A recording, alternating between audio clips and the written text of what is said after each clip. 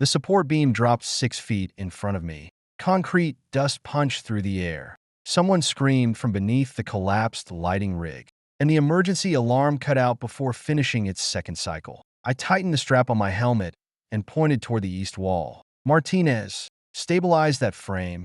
Cole, get the medic team through the loading entrance. Nobody touches the center platform until I clear it. A firefighter caught my arm. Mercer, the roof's shifting. I know. You go under there. You may not come back out. A woman coughed somewhere beyond the smoke. Then I heard her voice. Ronan, Savannah. My former wife was trapped beneath a tilted steel platform. One leg pinned under broken set pieces. Blood ran down the side of her face. She reached for me with both hands. Ronan, please. Her lips trembled. I knew you'd come back for me. I clipped my safety line to the nearest support column. I didn't come back for you. Her face went still. I looked at the unconscious stunt rigger lying 3 feet from her. I came because people are trapped. 3 weeks earlier, Savannah Lane was still my wife, and I was still foolish enough to believe she would show up for our anniversary. I had reserved Bellini's after closing, the same West Hollywood restaurant where we had our first real date. Savannah had ordered the lobster ravioli that night, taken one bite, and told me she hated it. Then she had eaten half of mine. 6 years later, I ordered both dishes. I also brought white peonies, a bottle of Cabernet from the vineyard we visited after her first starring role, and a small black ring box I kept checking every 5 minutes. Inside was a ring made from restored strips of old film stock. The film came from Break Line, the low-budget action movie where Savannah and I first met. That night, she had been a frightened supporting actress with bruised knees and no one willing to rewrite a dangerous stunt. I had rewritten it. Then I had spent 6 years rewriting almost everything else around her. At 7:15, I called. Savannah answered after the 4th ring. What? Music and voices filled the background. I glanced at the empty chair across from me. You're still coming, right? A pause. I said I was. You also said the press line ended at 6. It ran late. Savannah. She exhaled sharply. Don't start. I asked a question, and I answered it. No. You avoided it. Her voice dropped. Damon's team added more interviews. His career depends on this premiere going well. Our anniversary dinner started 15 minutes ago. I know what day it is. Do you? The noise around her faded as she moved somewhere quieter. Ronan, I can't walk away in the middle of a red carpet because you need reassurance. I don't need reassurance. I need my wife to keep her word. She went silent. I leaned back and stared at the flowers I had ordered because she once told me roses looked like apologies. I've never asked you to stop working with Damon. I said, I've never told you what roles to take, but we already discussed the publicity angle. It's harmless. Then why did you promise you wouldn't do it? Another pause. Damon's voice came through the phone. Savannah, they need us for the couple's interview. Couple's interview. My jaw tightened. Savannah covered the phone, but I still heard her say, give me 1 minute. I spoke before she could return. Normal acting is work. Selling your real history with him is a choice. You're being dramatic. No, I'm being clear. He's my co-star. He's your ex. And you're my husband. Then act like it. She made a frustrated sound. I'm not fighting with you tonight. Neither am I. I'm telling you my boundary. If your career requires you to present another man as the person you love, I won't stand beside you and pretend it doesn't matter. It's publicity. It's still a choice. I'll be there as soon as I can. Savannah. She hung up. At 7:42, my phone vibrated. Her message contained 12 words. Damon's first major premiere in years. He needs me. Start without me. A second message followed. Please don't make tonight harder than it already is. I read both messages twice. Then the restaurant manager approached with a careful expression. Mr. Mercer, should we keep the kitchen open? I looked at the untouched place sitting across from me. No, I'm sorry. Don't be. You showed up. He looked away, embarrassed for me. My phone lit up with a live stream notification. I almost ignored it. Then I opened it because some part of me needed to see exactly what my wife had chosen. Savannah stepped onto the red carpet with Damon Pierce's hand at her waist. Not near her waist. At it, Damon wore the smile of a man who had finally found someone else's ladder to climb. He pulled Savannah closer when the photographers started shouting their names. A reporter raised a microphone. You two have incredible chemistry. Damon, is it true Savannah was the one who got away? Damon turned to her. Some connections never really disappear. The crowd reacted exactly as his publicity team wanted. Savannah laughed and looked down. She did not deny it. Another reporter pointed at her wedding ring. What does your husband think about all this? Savannah's expression changed for half a second. Then she smiled again. My husband understands that tonight is about the movie. I closed the live stream. The manager stood near the bar, pretending not to watch me. I opened the ring box one last time. The dark strip of film caught the light. I had planned to tell Savannah I was ready to stop hiding. For years, I had refused public credit for my work on her films. I rewrote action scenes, designed practical sequences, negotiated insurance terms, and fixed production disasters before anyone knew they existed. I did it because Hollywood enjoyed saying successful women slept or married their way upward. Savannah had been terrified people would say she only became famous because of me, so I stayed invisible. Eventually, she started believing I was. I closed the box and called my attorney. Naomi Walsh answered immediately. Ronan, is everything okay? No. What happened? I need you to prepare divorce papers. Silence. Tonight? Yes. Do you want to sleep on it? I've spent 6 years sleeping beside the problem. That isn't what I asked. I know. Her voice softened. Are you certain? I looked at Savannah's empty chair. I'll miss who I was when I believed this marriage was permanent. But I'm done waiting for someone who keeps choosing to leave. I'll have preliminary documents ready within the hour. Send them to my driver. Where are you going? The premiere party. Naomi groaned. Please tell me you're not going to hit Damon Pierce. I don't hit men for being exactly what they advertise themselves to be. In Savannah, I'm going to tell her the truth. The afterparty filled 2 floors of a Beverly Hills hotel. I found Savannah near a private bar, laughing beside Damon while 3 executives competed for her attention. She noticed me and brightened, not with guilt, with relief. You came. She hurried over and reached for my arm. I stepped aside. Her hand dropped. What's wrong with you? Interesting question. She glanced around. Can we not do this here? You chose here. I chose to support my movie. You chose to miss our anniversary. Her mouth tightened. I told you Damon needed me, and I told you what it would cost. Damon walked over with a glass of champagne. Everything good? No. I said. Savannah forced a smile. Ronan's upset about dinner. Damon smirked. Man, you know how premieres work. She'll make it up to you. I took the envelope from inside my jacket. Savannah stared at it. What is that? I placed it on the table between us. Divorce papers. Her face emptied. Damon's smile disappeared. Savannah didn't touch the envelope. You're joking. I'm not. Because I missed dinner? Because you stood beside another man. Let him suggest you were still in love with him, and told the world your husband understood. Her eyes flashed. It was publicity. You keep saying that like publicity removes responsibility. You're ending 6 years over one night? No. I'm ending 6 years because tonight proved you expect me to accept anything as long as you call it work. She grabbed my wrist. Lower your voice. I looked at her fingers until she released me. You're worried I'll embarrass you? Yes. She snapped. You came into my premiere party with divorce papers. What would you call that? Closure. Damon gave a short laugh. This is insane. Savannah made you relevant. And now you're punishing her because she had one successful night without you. I turned toward him. You really believe she made me relevant? You're a behind-the-scenes fixer. I'm the man who designed every major action sequence in this movie. His eyebrows lifted. Savannah stepped between us. Ronan, don't what? Take credit for my own work? You said you didn't care about credit. I didn't. Until you started mistaking discretion for insignificance. Damon raised his glass. Then walk away. We'll replace you. You're welcome to try. I pulled out my phone and called the film's legal counsel. Gerald, this is Ronan Mercer. Effective immediately. I'm withdrawing all unexecuted licenses for my action designs, rescue protocols, and proprietary safety plans. Savannah stared at me. You can't do that. I just did. You're sabotaging my movie. No. I'm removing work you never valued. A calm female voice spoke behind me. Actually, he could do considerably more than that. The room quieted. Vesper Quinn crossed the floor without looking at Savannah or Damon. Savannah straightened immediately. Ms. Quinn, I can explain.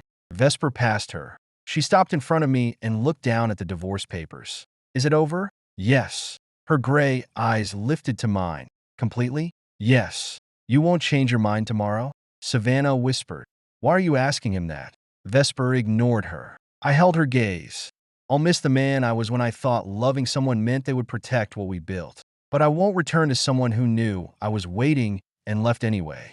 Vesper went completely still. Then she grabbed my tie. Vesper. She pulled me down and kissed me. The room vanished into shocked silence. The kiss was short, firm, and far less controlled than anything I had ever seen her do. When she released me, her expression turned cold again. Her ears, however, were bright red. You sit here. The corner of my mouth lifted. She tightened her grip on my tie and whispered, "Don't laugh." "I'm not laughing. This is the first time I've kissed a man first." Her fingers had gone rigid. I gently moved a strand of hair away from her face. "Then I won't make you regret it." Her eyes flickered. She released my tie and faced the room. "Since everyone appears confused, let me clarify something. Ronan Mercer was the principal action architect and an uncredited producing partner on Savannah Lane's last 3 successful films." Savannah's lips parted. Vesper continued, "Without him, 2 of those films would not have been insured. One would not have completed production." Damon's face tightened. Vesper looked back at me. "Royce Pictures needs a global head of action production." She held out her hand. "The position is yours." I looked at her hand, then at Savannah, my wife, that soon-to-be former wife, that looked as if someone had replaced the man in front of her with a stranger. I took Vesper's hand. "I'll accept the position." Vesper nodded once. "But not as your rescue project." I added. One eyebrow rose. "I'll work beside you. I won't live behind your name." For the first time that night, Vesper smiled. "Good." She tightened her fingers around mine. "I was never interested in a man who needed saving." Behind us, Savannah finally found her voice. "Ronan, who are you?" I looked at the woman I had spent 6 years loving quietly. Then I gave her the answer she had earned. "Someone you never bothered to know." By 8 the next morning, my divorce had become the most discussed relationship in Hollywood. By 9, Damon's publicist had called me insecure. By 10, Savannah's representatives were telling entertainment reporters that the separation had been building for months. At 10:15, Naomi Walsh dropped a tablet on the conference table in front of me. "They're testing 3 narratives," she said. I scrolled through the headlines. "Jealous husband crashes, Savannah Lane premiere." "Insider claims Ronan Mercer resented wife's success." "Did Vesper Quinn destroy a Hollywood marriage?" I handed the tablet back. "Which one do they like?" "The first. It makes you unstable." Savannah patient. "And Damon irrelevant." "Damon won't enjoy being irrelevant." Naomi's mouth twitched. "That may be the only good news this morning." Vesper stood near the end of the table, reading a printed statement. She wore the same controlled expression she used when reviewing budgets. But I noticed the way her thumb pressed against the edge of the paper. She looked at Naomi. "Release every production record proving Ronan's involvement." "No," I said. Both women turned toward me. Vesper's eyes narrowed. "No, I'll release professional records when the studio announces my position. I'm not releasing private messages, anniversary plans, or 6 years of marriage just to win a news cycle." Naomi folded her arms. "Savannah may not show the same restraint. That's her decision." Vesper set the statement down. "They're portraying you as a man who punished his wife for doing her job." "Then I'll answer that claim." "How?" "With facts." I took a legal pad and wrote 3 sentences. "My wife missed our anniversary after promising she would attend. She participated in romantic publicity with her former boyfriend after promising she would not. I withdrew only work that remained legally mine." Naomi read the page. "That's all?" "That's all." "No emotional accusation?" "No." "No mention of Damon's hand on her?" "Anyone with internet access already saw it." Vesper stared at me. "You could destroy her version of events. I could destroy memories that used to matter to me. That's not the same thing." Her expression softened for 1 second. Then she picked up the page. "Release this through Royce Pictures." Naomi shook her head. "It should come from Ronan." "No," Vesper said. "If it comes from him, they'll call it emotional. If it comes from the studio, they'll treat it as a professional response." I looked at her. "You already thought this through." "I rarely enter a fight without deciding how it ends." Naomi gathered her files. "I'll coordinate the statement." When she left, Vesper remained standing across from me. "You should have slept." "So should you." I did. "You're still wearing last night's earrings." Her hand moved toward one ear, then stopped. "That proves nothing. It proves you didn't go home." "I work from my office." "Because of the press?" "Because several people attempted to question my judgment." "And that bothered you?" "No." "You fired 5 executives in one afternoon. They were replaceable." I leaned back. Was kissing me also a management decision? Her face did not move. Her ears turned pink. That subject is not relevant to this meeting. You brought it up in front of 200 people. I did not bring it up. I did it. That's a meaningful distinction. It is to me. I smiled. Her gaze sharpened. Don't. I didn't laugh. You nearly did. You looked terrified. I was not terrified. You held my tie like it was the only thing keeping you upright. Vesper stepped closer and placed both hands on the table. I had just watched a woman publicly discard the man I. She stopped. I waited. The man you what? Her jaw tightened. The man whose professional contribution I respect. That sounded less formal before you corrected it. It was poorly phrased. It sounded honest. Vesper straightened. We have a contract to discuss. She slid a folder toward me. The first page listed my title, Global Head of Action Production. The second gave me final authority over action design, stunt approval, and emergency planning across every Royce Pictures production. The third page included equity worth more than most people earned in several lifetimes. I closed the folder. No. Vesper blinked once. No to which provision? The stock. Her expression cooled. You haven't read the valuation. I don't need to. It is not charity. It looks like compensation for emotional damage. It is compensation for your value. Then pay me for my work. I am. You're also trying to hand me part of your company less than 12 hours after kissing me.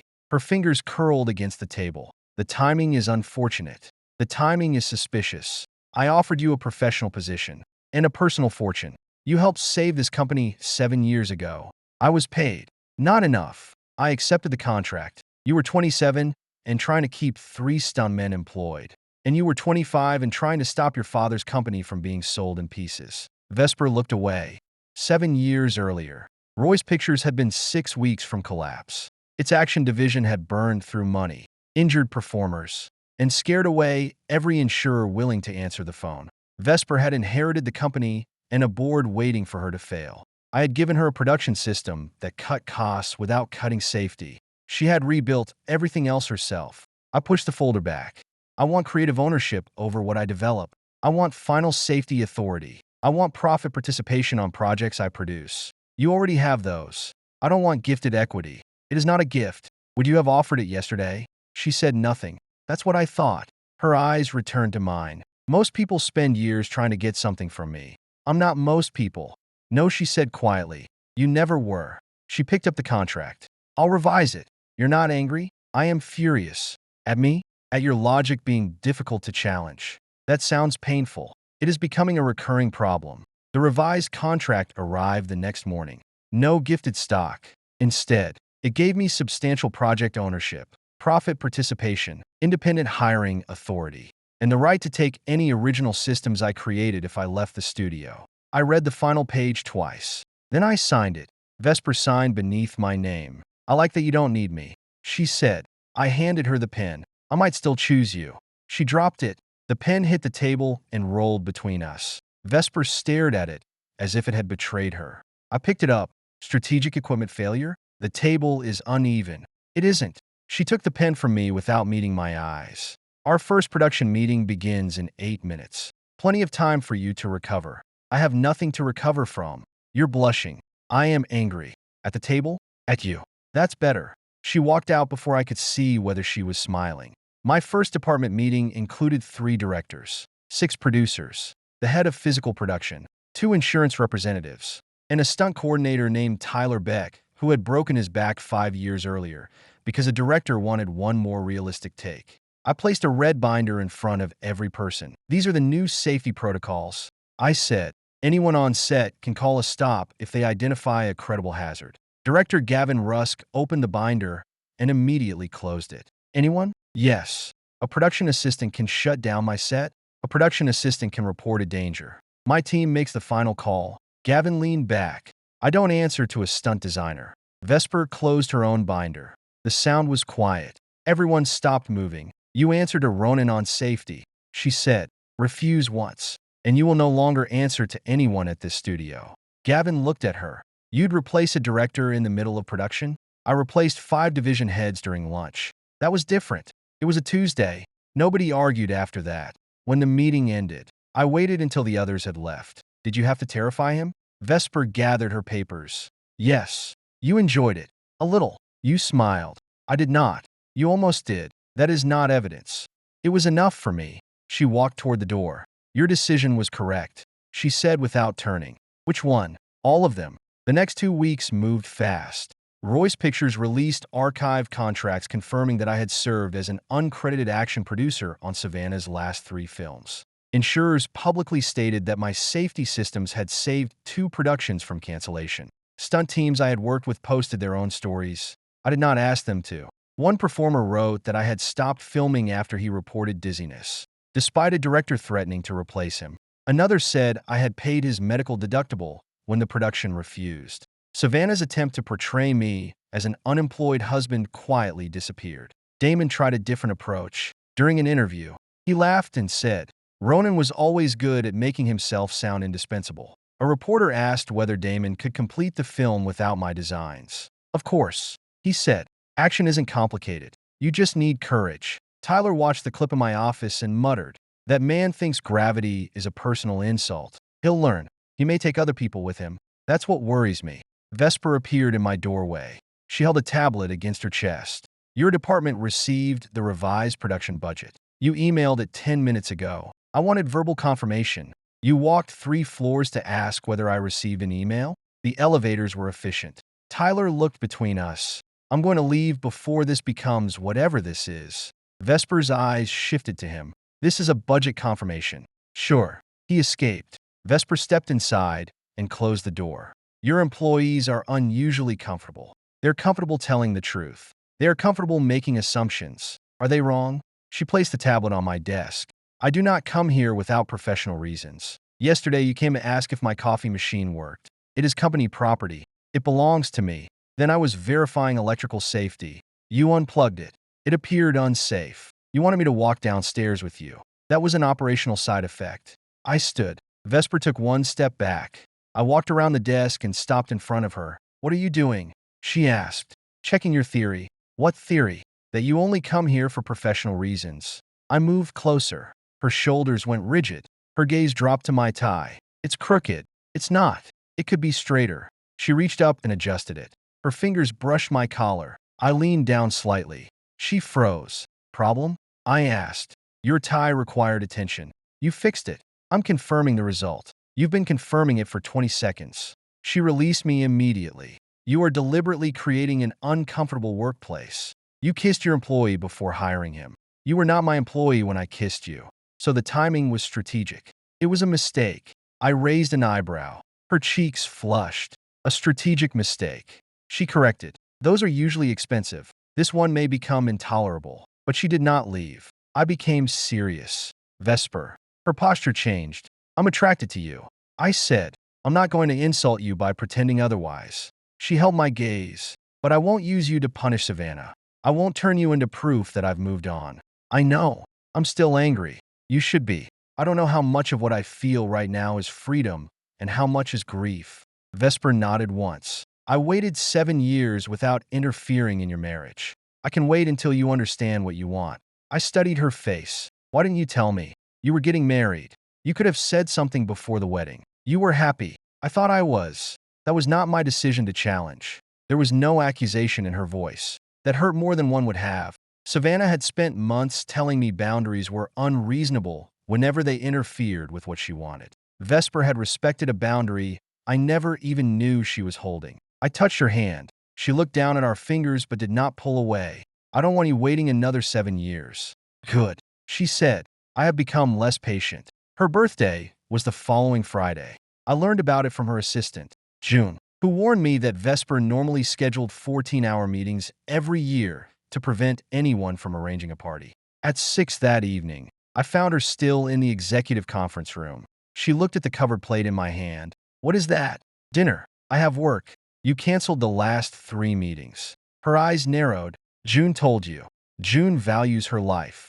She only told me after I promised not to use balloons. Good. I considered hiring a singing magician. I would have fired both of you.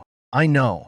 I led her to the studio kitchen, where I had prepared steak, roasted potatoes, and a small chocolate cake without candles. Vesper stared at the table. This is unnecessary. So was walking 3 floors to inspect my coffee machine. That was safety related. Sit down. She did. After one bite, She carefully set down her fork. The internal temperature is very precise. You set the hit. That's your emotional response? It's excellent. You evaluated it like an insurance report. I said it was excellent. You can say you like it. Her eyes moved to the handwritten card beside her plate. She opened it. The message was simple. You save your company without losing yourself. I'm glad I was there to see the beginning. Happy birthday, Vesper. She read it twice. Then she folded it carefully. No one has cooked for me on my birthday since my father died. Her voice remained steady, but her fingers tightened around the card. I reached across the table and stopped before touching her. Vesper looked at my hand, then she turned hers over. I laced my fingers through hers. She swallowed. The steak is getting cold. It'll survive. That is not guaranteed. Eat. She did. Still holding my hand. The next afternoon, Savannah was waiting outside my office. She wore sunglasses inside the building and held her purse with both hands. Vesper's assistant stood 10 feet away, ready to call security. I opened the door. You have 5 minutes. Savannah removed her glasses. She looked tired. Our production is behind schedule. That isn't my problem. Damon says he can rebuild the sequences, but the insurer rejected 2 of them. I'm not surprised. She pressed her lips together. I need you to come back as a consultant. No, you haven't even heard the terms. I don't need to. You don't have to forgive me. Just finish the film. I leaned against the desk. You still think the marriage and the work were separate only when separating them benefits you. That's not fair. It's exact. Her eyes became wet. Damon never meant anything. You let him act like I meant nothing.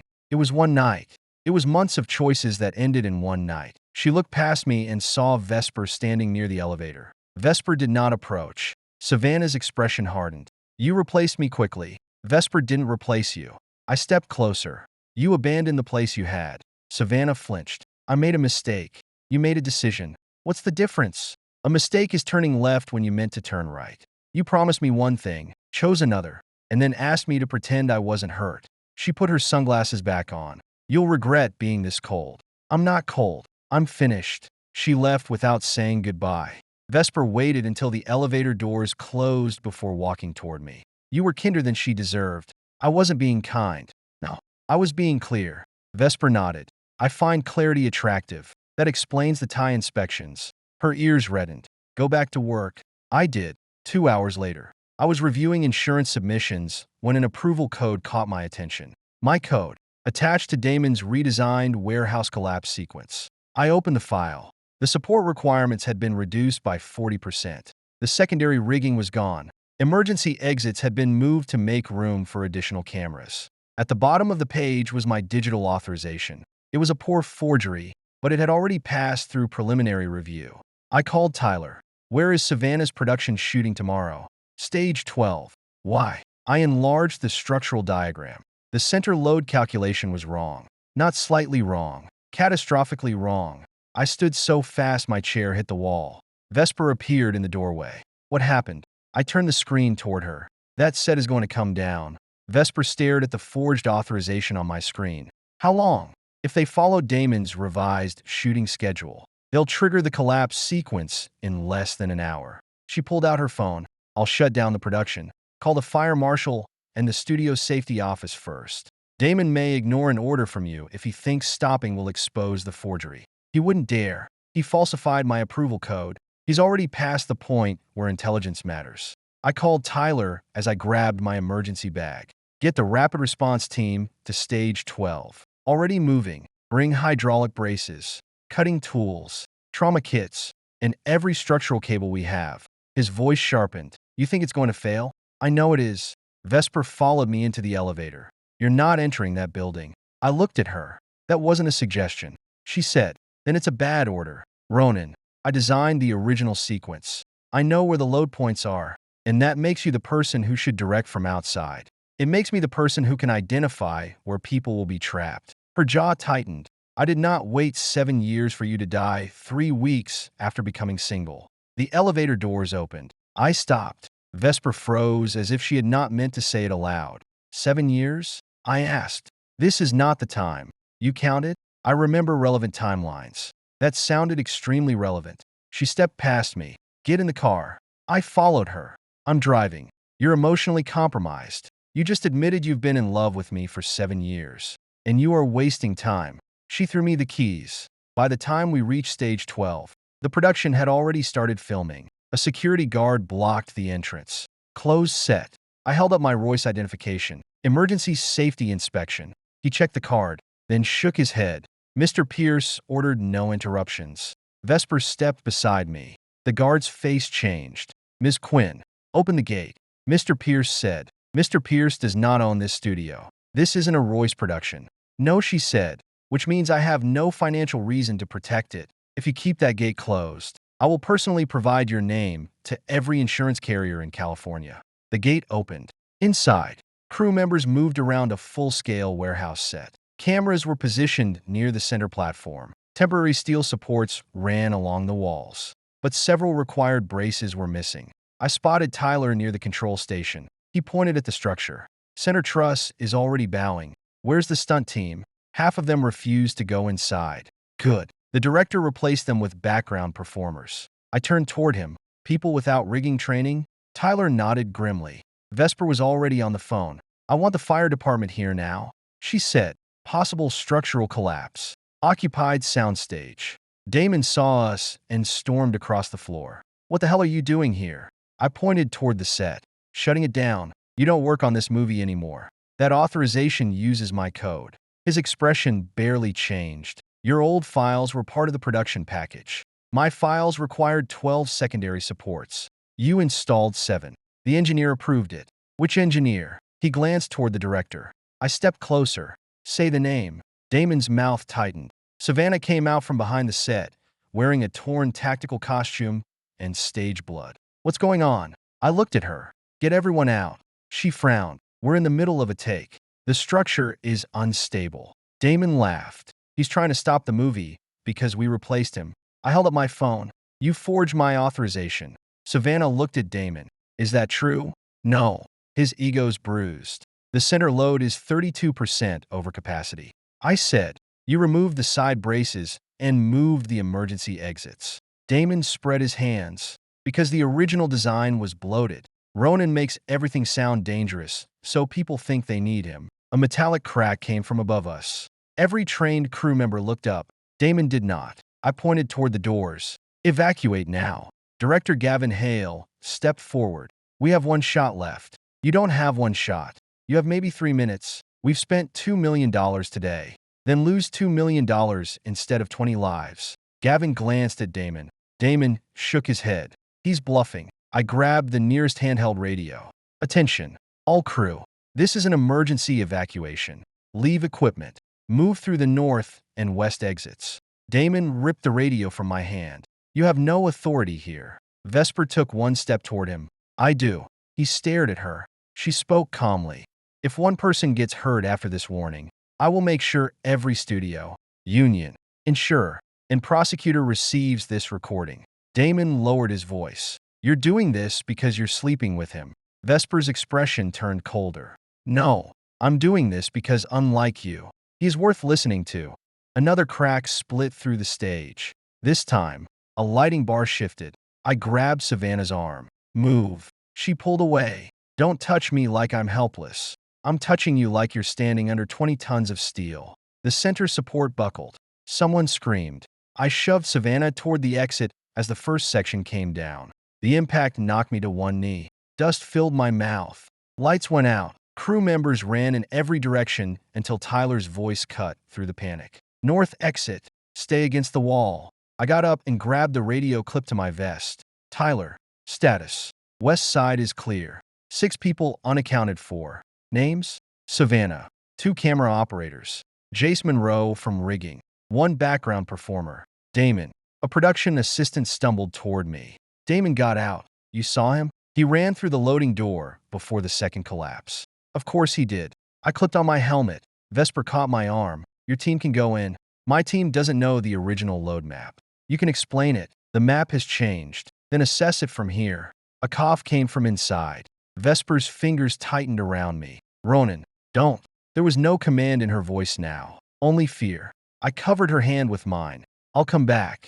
That is not a plan. It's the promise I can give you. I don't want a promise. I want you alive. So do the people under there. Her eyes shone. Then she released me. 5 minutes. She said, If you lose communication, I send the fire department in after you. Fair. It is not fair. It is the least terrible option available. I entered with Tyler and 2 rescue technicians. The first camera operator was near the door with a broken arm. We passed him back to the medics. The background performer was trapped beneath lightweight wall panels. Tyler freed her while I followed a voice deeper into the set. Help! Jace Monroe lay beside the center platform. A metal bar had gone through his thigh. Savannah was 10 feet beyond him, pinned at the ankle beneath collapsed set pieces. She saw me. Ronan. I crouched beside Jace. His face had gone gray. Stay with me. He gripped my sleeve. I can't feel my foot. You're bleeding heavily. We're moving you first. Savannah reached toward me. Ronan, please. This thing is shifting. I know. Get me out. Jace comes first. Her eyes widened. I'm your wife. No, you're not. The words hit her harder than the collapse. Another beam groaned above us. She swallowed. I knew you'd come back for me. I secured a pressure wrap around Jace's leg. I didn't come back for you. Her face went still. I came because people are trapped. Tyler and I lifted Jace onto a rescue board. Savannah's voice cracked behind me. Don't leave me. I turned. I'm getting him to the clear zone. Then I'm coming back. Promise? I don't make promises I can't keep. She started crying. I carried Jace out. The fire captain met me near the safe line. We're reading movement in the West Truss. How long? Could be seconds. I handed Jace to the medics. Savannah's under the center platform. The captain blocked me. No one goes back in. There's a brace point behind her. The roof is moving. I can hold the platform long enough to free her ankle. You can also die. Vesper stepped between us. Her face was pale, but her voice was steady. What does he need? The captain looked at her. This is not a negotiation. What does he need? I answered. Hydraulic spreader. 2 cables on the east frame. Tyler controls the tension. Vesper turned to the captain. Give him the equipment. You don't command my department. No. But when this is investigated, I will tell everyone that the only man who understood the structure offered a rescue plan and you prevented him from using it. The captain cursed. Then he handed me the spreader. 2 minutes. I went back in. Savannah was coughing when I reached her. You came. I said I would. I positioned the spreader beneath the platform. She grabbed my jacket. Damon left me. I know. He didn't even warn me. Let go of my jacket. Ronan, I need both hands. She released me. The spreader lifted the platform 3 inches. Pull your leg. I can't. You can. Turn your knee inward. It hurts. Pain means you're alive. Move. She screamed and dragged her ankle free. The truss above us snapped. I threw myself over her as debris hit my back. The safety cable went tight and pulled us sideways. Tyler shouted through the radio. Move now. I grabbed Savannah around the waist and pushed her toward the opening. We cleared the structure seconds before the platform collapsed completely. Medics rushed toward us. Savannah turned and wrapped both arms around my neck. I knew you still loved me. I removed her arms and stepped back. Her injured leg gave way, and a medic caught her. I saved you because no one should die in an accident that could have been prevented. She stared at me. Not because you want me back. No. Her mouth opened, but nothing came out. A hand grabbed the front of my jacket. Vesper. She pulled me toward her. Check my face, my shoulders, and the blood on my sleeve. Where are you hurt? It isn't mine. You went under an unsupported platform. There were people trapped. You could have died. So could they. Her controlled expression cracked. For 1 second, she looked furious enough to slap me and frightened enough to hold me. Instead, she pressed her forehead against my chest. I hate you. She whispered. No, you don't. That is currently under review. I placed one hand against the back of her neck. I'm here. That is not a sufficient risk management policy. It's the best answer I have. She stayed against me for 3 breaths. Then she stepped away, fixed her jacket, and turned to the fire captain. Secure every production file before anyone removes evidence. The captain blinked. Vesper looked at him. Now. He moved. Damon was found 20 minutes later in the parking lot, sitting in the back of his publicist's SUV. He claimed he had gone outside to call for help. Unfortunately for him, the production assistant's phone had recorded him pushing past 2 crew members and shouting, "Save yourselves." The investigation moved quickly after that. My original file showed the required braces. Damon's email showed he had ordered them removed to save money.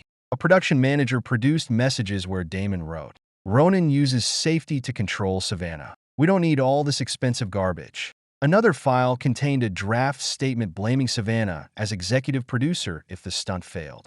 She read it from a hospital bed. I was there to give my formal account to investigators. Savannah held the tablet with shaking hands. He was going to blame me. Yes. He told me you were trying to make me afraid. I warned you because the set was dangerous. She looked up. Why didn't I believe you? That's a question for you. Damon was brought in with his attorney. Savannah's expression changed when she saw him. You left me. He scoffed. The roof was coming down. So you ran. What was I supposed to do? I'm not a rescue worker. You didn't pull the alarm. I panicked. You prepared documents blaming me before the accident. His attorney touched his arm. Don't answer. Damon ignored him. You signed on as a producer. Responsibility comes with the title. You forged Ronan's approval. You chose me in front of the whole world. He snapped. Don't rewrite the story because your husband found someone better. Savannah slapped him. The room went silent. Damon touched his cheek.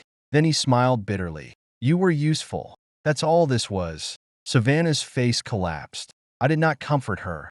I gave the investigator my archive files and left. That night, Vesper took me to her house because the cut across my shoulder needed stitches, and I refused to sit in another emergency room. She cleaned the wound without speaking. You're pressing too hard. I said. I know. That sounds deliberate.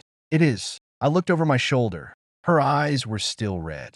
You were scared. I was angry. You held me in front of 50 people. You nearly died in front of 50 people. She taped the bandage down harder than necessary. You are not allowed to die before our first official date. I turned toward her. We haven't had one? The kiss was impulsive. My birthday dinner was an unauthorized emotional event. Neither qualified. You organize romance like a production schedule. Someone has to. Friday, 7 o'clock. She blinked. No contracts. No emergencies. No strategic excuses. Her lips parted slightly. Are you asking me on a date? I'm authorizing an official event. That is not funny. You started it. She looked at my mouth, then quickly back at my eyes. Should I kiss you now? Or would that compromise the schedule? I leaned closer. I think we can approve an exception. This kiss was different. No audience. No anger. No wife watching from across a party. Vesper's hand touched my jaw, tentative at first. When I pulled her closer, she exhaled against my mouth and held on to me, as if she had spent 7 years refusing to do exactly that.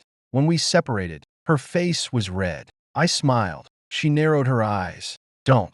I didn't say anything. You were about to. Strategic mistake? Risk assessment is ongoing. Our first official date ended with her hand in mine. Savannah was waiting outside the restaurant. She looked thinner. No makeup team. No publicist. She held a black ring box. My ring box. I found this at the house. She said. Vesper's fingers tightened around mine, but she did not step forward. Savannah opened the box. You made this for me. I made it for the woman who was supposed to meet me for dinner. Tears filled her eyes. I was blinded by the attention. You knew I was waiting. I thought you'd understand. I did understand. That was the problem. She held the ring toward me. I know who Damon is now. This was never about whether he deserved you. Then what was it about? Whether you respected me. Her hand shook. I want to start over. I took the ring from her. For one hopeful second, her face brightened. Then I closed the box and put it in my pocket. This belongs to the man who still believed you would show up. Not to you. She covered her mouth. Do you love her? I looked at Vesper. She stood several feet away now, tense and pale. But she did not interrupt. She did not tell me what to say. She did not claim me as property. I'm still learning how to trust what she offers. I said. Savannah waited. But she has never left me alone and come back expecting forgiveness. I walked toward Vesper. She looked at me carefully. Are you all right? I took her hand. I am now. 6 months after the soundstage collapse. A director stopped filming because a production assistant raised her hand. That should not have been remarkable. In Hollywood, it was almost revolutionary. The assistant stood beside a damaged cable, her face pale as 200 crew members waited. I'm sorry, she said. I think the outer line is fraying. The director turned toward me instead of yelling at her. Ronan? I examined the cable and held it up. She's right. Replace the entire assembly. The assistant swallowed. Did I delay the shoot? You prevented an accident. I'm only a production assistant. You're a person with eyes. That qualified you. She smiled nervously. Vesper stepped forward and addressed the crew. Anyone who punishes her for speaking up will be removed from the production. The director raised both hands. No argument from me. After filming resumed, Vesper followed me toward the control station. You enjoyed that, I said. Enjoyed what? Threatening 200 people. I clarified company policy. You almost smiled. I was proud of her. I stopped. Vesper took 2 more steps before realizing I was no longer beside her. She turned. What? Say it again. Say what? That you were proud of her. Her eyes narrowed. Why? 6 months ago, you would have said she performed adequately. I have improved my communication. You're becoming soft. I fired a vice president this morning for calling a stunt performer replaceable. He was replaceable. I laughed. Vesper pointed at me. Do not confuse ethical growth with weakness. I wouldn't dare. She moved closer and adjusted my tie. It was the 3rd time that week. I caught her wrist. This is straight. It was nearly crooked. That isn't a thing. It isn't executive management. You just wanted to touch me. Her expression remained cool. That is an unsupported allegation. You kissed me in front of 200 people. A strategic error. You repeated that error at your house. Risk assessment required additional data. And in my office, that was quality control. And in the elevator yesterday. Her cheeks turned pink. The elevator moved unexpectedly. It was parked. She tried to pull away. I kissed her knuckles. The color spread across her face. You're very bad at pretending you don't like me. I said, I am excellent at pretending. You are irritatingly observant. That's why you hired me. I hired you because you are the best action producer in the industry. And why are you dating me? She glanced toward the crew. No one has confirmed that we are dating. You spent last night at my house. We were reviewing foundation documents. You wore my shirt to breakfast. The coffee spilled on mine. You spilled it. The cup was unstable. I leaned closer. Strategic equipment failure? Exactly. She walked away before I could kiss her. Tyler came up beside me. You know she's smiling, right? I know. She terrifies everyone else. That's part of her charm. I watched her make a studio attorney apologize to a chair. He interrupted her. The chair? Vesper. Tyler shook his head. You two are strange. We prefer efficient. The Mercer Quinn Global Action Safety Foundation launched 2 weeks later. Vesper wanted to call it the Mercer Foundation. I returned the paperwork and signed. She marched into my office holding the documents. You changed the name. Yes. My company is funding 60% of the first year. And my system is the reason the foundation exists. Exactly. Your name should come first and stand alone. I folded my arms. You gave the system enough power to change the industry. That is my job. You rebuilt Royce Pictures and created the infrastructure to enforce these standards. Your name belongs beside mine. She stared at me. Is this another equality argument? Yes. I'm beginning to find them attractive. Beginning? Her mouth twitched. Do not become arrogant. Too late. The foundation provided emergency medical coverage, safety training, and legal support for stunt performers who refused dangerous work. Within a month, 3 major studios adopted our stop work policy. Within 3 months, an insurance consortium announced lower premiums for productions using our system. For the first time in my career, my name appeared publicly on everything I had built. I did not need Savannah's fame. I also did not need Vesper to hand me power. We built something together. That distinction mattered to both of us. One afternoon, I found Vesper standing outside my office. She was pretending to read an email. You can come in, I said. I was going to another meeting. The elevators are in the opposite direction. She glanced down the hall. I changed my mind. About the meeting? About the route. I held the door open. She walked inside and placed her phone on my desk. Your schedule ends at 6. Usually. It needs to end at 5:30 tonight.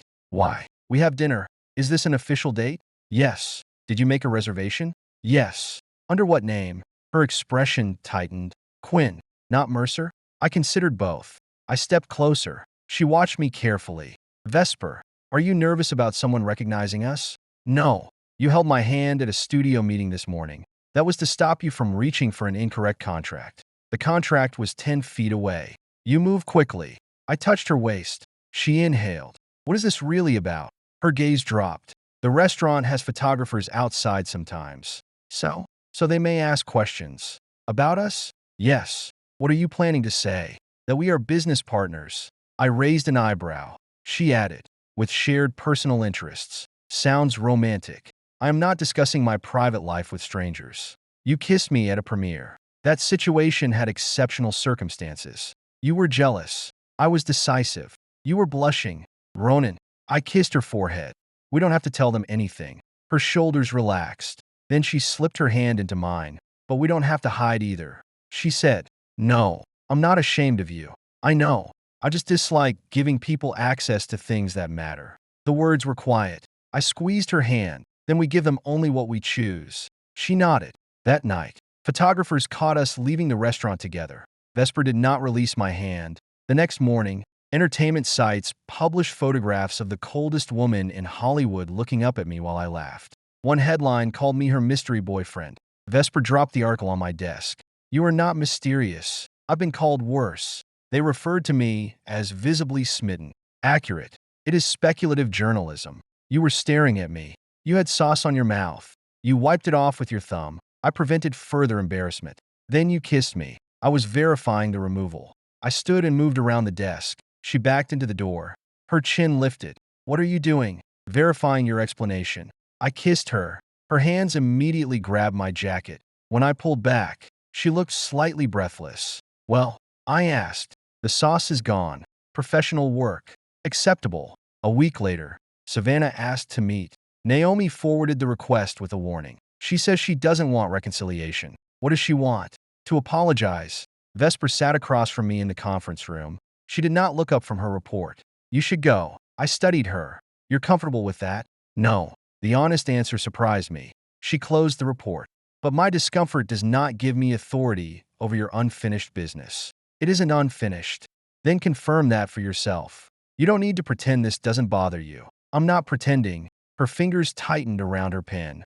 "I simply refuse to become the woman who tells you whom you may speak to." I walked around the table. Vesper looked up as I stopped beside her. "You know I'm not going back." "Yes." "You don't sound certain." "I trust your judgment." "That isn't the same thing." She looked away. I touched her chin and turned her face back toward me. "I don't want Savannah." Vesper's eyes searched mine. "I know. I choose you." Her controlled expression broke. She stood and kissed me hard enough to push me against the table. When she pulled away, her ears were red. "That was excessively dramatic." She said, "I agree. You caused it." "Of course." Savannah chose a quiet restaurant in Studio City. She was already seated when I arrived. Her hair was tied back, and she wore no sunglasses despite two photographers waiting across the street. "You came," she said. "You said you needed one conversation." She nodded toward the chair. I sat. For several seconds, she twisted her wedding ring around her finger. The divorce would be finalized the following week. "I started therapy," she said. "I heard. My publicist wanted me to announce it. But you didn't." "I'm trying to stop turning private things into performances." "That's a good start." She looked at me. "I blamed Damon because it was easier. He manipulated you." "He did. But he didn't force me to ignore you." I remained silent. Her eyes filled. "I didn't lose you because he came back. I lost you because part of me enjoyed being wanted publicly more than I valued loving you privately." The words sounded painful. They also sounded true. I kept telling myself you would understand. She continued. "What I meant was that I expected you to absorb the damage." I leaned back. "Why tell me now?" "Because you deserve an apology without me asking for something in return." She removed her wedding ring and placed it on the table. "I'm sorry." I looked at the ring. For 6 years, that circle had meant home to me. Now it looked like an object left behind after a finished production. "I accept your apology." Her shoulders shook once. "Do you hate me?" "No." "Could we ever be friends?" "Not now." She nodded slowly. "Someday?"